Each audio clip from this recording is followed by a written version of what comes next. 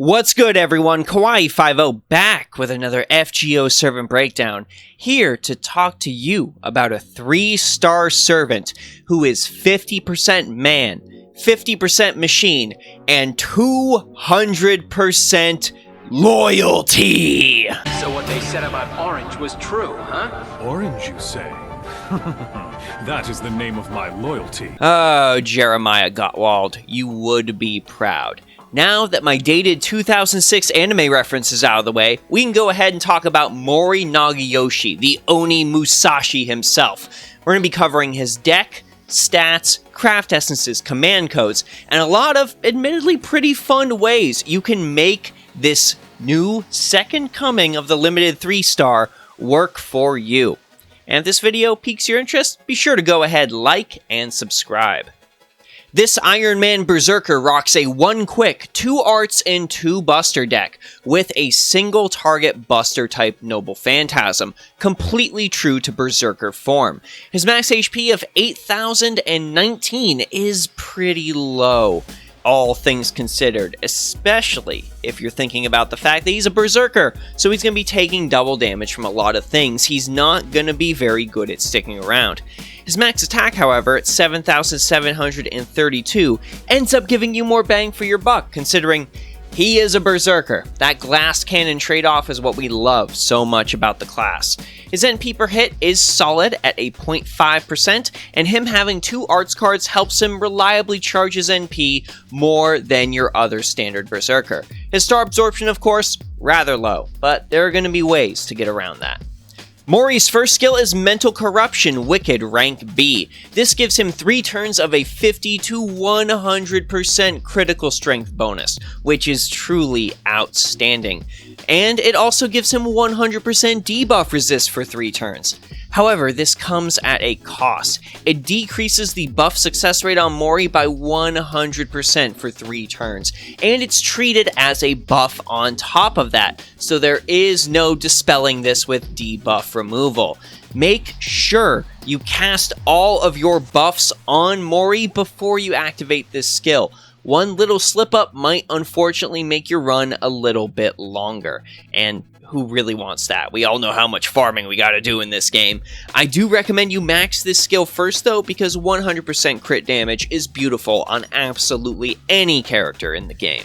Mori's second skill is Blood-Soaked Brute, rank A, and this kinda gives me some reminders of Nobunaga's first skill actually. It makes sense since he's her retainer.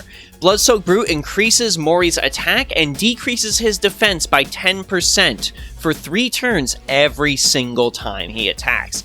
This stacks 3 times, and the ability to stack this lasts for 5 turns. So if you end up hitting 3 different times, that can be a total of a 45% attack increase on Mori Nagayoshi. I recommend you max this second in order to maximize the attack increase that you can get. It's a little weird that this isn't a bursty charisma skill, especially considering how little Mori's going to be sticking around. Trust me, he's not going to be sticking around for very long. But it's still an attack boost that ends up helping him. And Mori's final skill is Oni Musashi's Will and Testament, rank C. This increases his critical star gather rate for 1 turn by 3,000 to 5,000%, allowing you to actually make use of that critical damage buff. It also gives him a bonus that he grants to his allies upon his defeat, giving your whole team 20 critical stars. Unfortunately, the amount of critical stars you get doesn't go up as levels in the skill goes up. If it did, we'd really have to prioritize this first. However, with that being the case, we're going to go ahead and prioritize this last. 3,000% is more often than not going to be more than enough. You'll miss a couple stars here and there, but overall, investing in this skill just makes Mori more consistent. And Mori's Noble Phantasm is the very good Ningen Mukotsu. I really like this Noble Phantasm. This gives Mori Ignore Invincibility, and it activates before damage is dealt. It also deals damage to a single enemy that completely ignores any defense up buffs they have on them.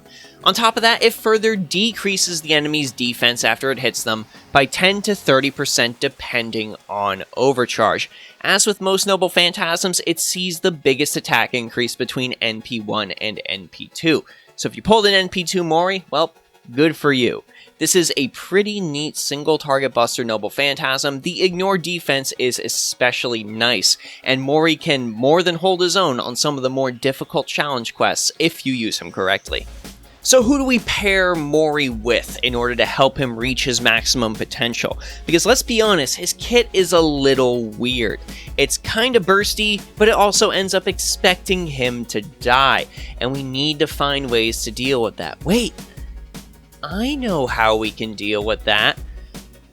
Other than your standard Buster supporters, we're talking your Merlins, we're talking your Helena Blavatskys, your Nightingales.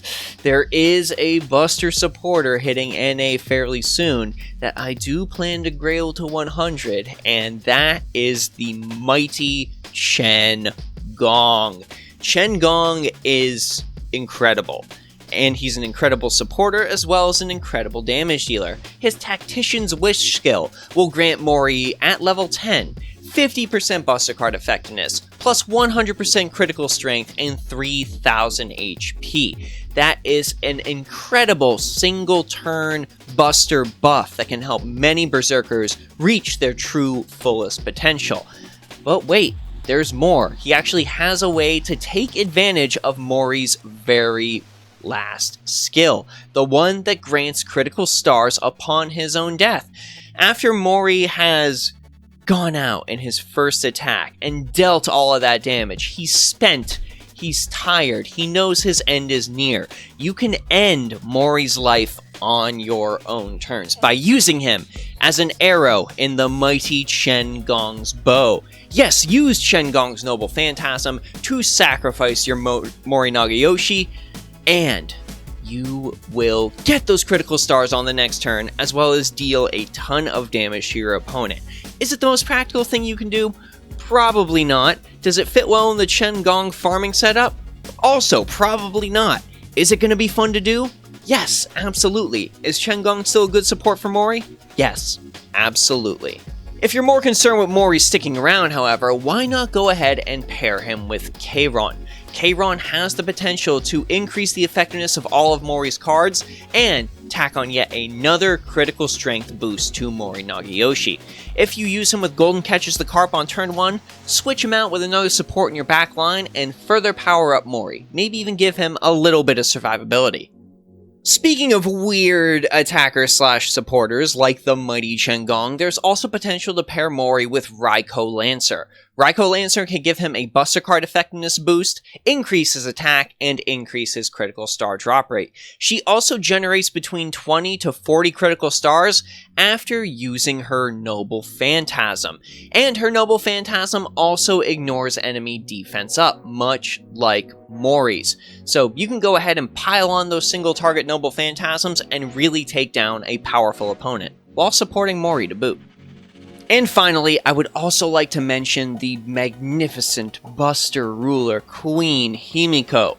Queen Himiko can of course grant Mori an attack boost and grant 8 critical stars each turn for all of her allies. So you'll have critical stars for Mori to play with on that turn he tries to go out in a blaze of glory. And it rhymes, so you know it was intended by design. Also, Himiko's Noble Phantasm is an absolutely monstrous thing to play with. Buster Card effectiveness for all allies, 30 to 50%. A critical strength boost on Overcharge, which is another 50 to 100% tacked on Mori. And let's also consider the NP Overcharge level boost. That's going to bring Mori's NP Overcharge level up to 3 at base. That is a 20% defense reduction to your enemy for 3 turns after Mori hits them with his Noble Phantasm. So you can just keep on bringing the pain. For Mori's craft essences, I wanted to mainly focus on Buster and Crit. He's not going to be there for a long time, he's going to be on the field for a good time, so let's try to maximize that damage whenever and wherever we can. Let's take a look at Joint Recital for our freebie recommendation, granting Buster Card effectiveness and critical damage to boot. Both things Mori is going to really want in his kit. If you don't happen to have Joint Recital, I can also recommend Aerial Drive. This doesn't have the critical damage boost, but it trades it out for an NP strength boost and a starting NP gauge, allowing Mori to get that defense reduction debuff on the opponent far quicker, maybe even just outright kill him with his Noble Phantasm. With how little time Mori's going to be spending on the field, I can also say with confidence, with absolute confidence, that he is a single target servant that you wouldn't be upset about giving a kaleidoscope if you happen to have one. Mori will want to use his noble Phantasm fast if you intend on using him for those 20 critical stars, so getting that extra damage in there early is gonna lead to a fantastic run. If you want your Mori to stick around, I can definitely recommend Volume and Hydrogyrum, which I use on my Ku altar for much of the same reason. Volume and Hydrogyrum gives the equipped servant 3 instances of invincibility. This will ensure that if you get a bad draw on your Mori's cards initially, you do have a later opportunity to make up for it, and make sure he is able to get those turns of critical damage out. You likely need to generate stars that first turn anyways, so having that little extra insurance is going to make you feel far more confident in using Mori Nagayoshi on your team. And if your game plan is to just sacrifice Mori no matter what, why don't you get a little bit more than the critical stars off of Mori Nagayoshi? Let's consider the Merciless one, which grants all allies 15% Noble Phantasm when Mori is defeated. But more than that, it also grants him a Buster Card effectiveness boost, so he is getting more damage off of that. It also has all of its points firmly in attack. An extra 2,000 attack on a Berserker? I can't imagine who wouldn't want that. For Mori's command codes, we thankfully don't need to worry about any sort of debuff removal, considering he's not going to be around for a long time, and he has debuff immunity built into his first skill. For those Buster cards, let's go ahead and make sure we focus on critical damage, with things like Command Seal of a Cardinal-Minded Retainer, and of course the incredible Mistress of the Heavens can both fit in that slot. When it comes to Mori's quick card, why don't we just go ahead and use the opportunity to generate a few more critical stars? Mori is going to need them at some point if you're focusing on all that crit damage. Something like Code Glitter will get you by just fine. And finally, for Mori's arts cards, why not focus on giving yourself more of those juicy critical stars another way? Flat critical stars might not be super good on a quick card, but if you chuck them on those arts cards as well, Mori is going to have more opportunities to have stars to play with, regardless of how little he's going to be on the battlefield. So consider something like Holy Knight's Aurora Borealis, which grants him 4 stars when attacking using the engraved card.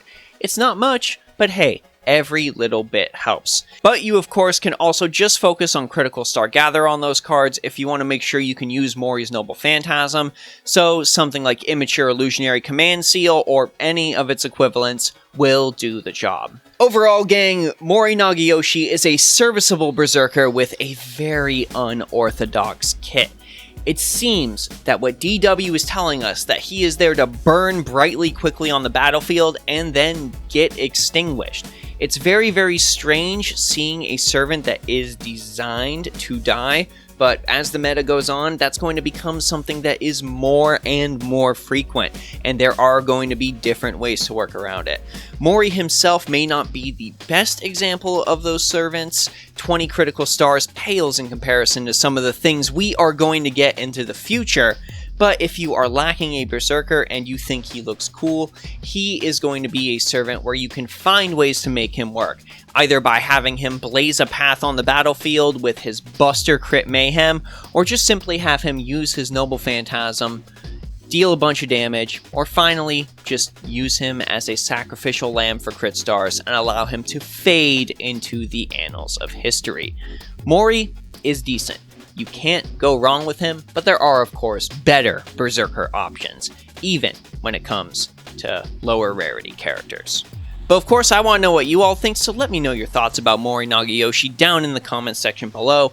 Let me know if there's any other ways that you're messing around with this servant in order to use him on your team, and let me know if you went for him. I know a lot of people really wanted to try and get him, myself included, just for the collection factor. Having a character that isn't going to be added to the summon pool that is a 3-star, well, there's a lot of people that don't want to make the Okada Izo mistake. The same can be said for Mori. If you want to talk about how you didn't make that mistake, consider dropping by the Discord server to talk about FGO and a bunch of other games. A huge thank you as always to the Twitch subscribers and Patreon. Your continued support helps me to continue to pump out these videos at great risk to my health and sanity, but I love doing it at the end of the day.